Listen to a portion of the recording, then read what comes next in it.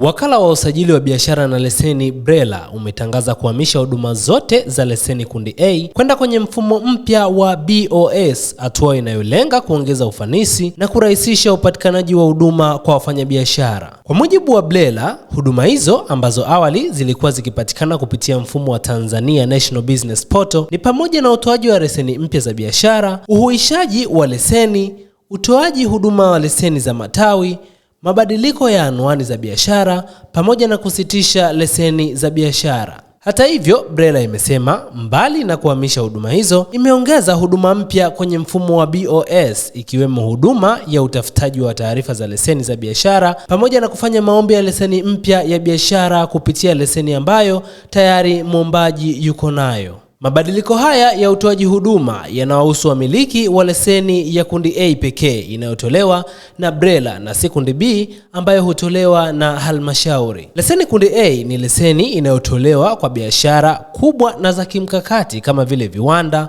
makampuni ya huduma na uwekezaji mkubwa, huku kundi B zikihusisha kundi la biashara ndogo na za kati zinazofanyika ndani ya mipaka ya halmashauri husika. Umiliki wa leseni kundi A humpa mfanyabiashara uwezo mkubwa wa kiutendaji, ikiwemo uwezo wa kushiriki kikamilifu katika zabuni za serikali na taasisi, kupata urahisi wa kufikia mikopo kutoka taasisi za kifedha, pamoja na kuongeza uaminifu kwa wawekezaji na washirika wa biashara ndani na nje ya nchi. Kwa sasa, wadau wote wanaokusudia kuwasilisha maombi mapya au huduma zilizoorodheshwa wanapaswa kuwasilisha maombi yao kupitia tovuti ya mfumo wa BOS. Hata hivyo, BRELA imeeleza kuwa maombi yote ya leseni yaliyowasilishwa kupitia mfumo wa TNBP kabla ya Aprili 19, 2026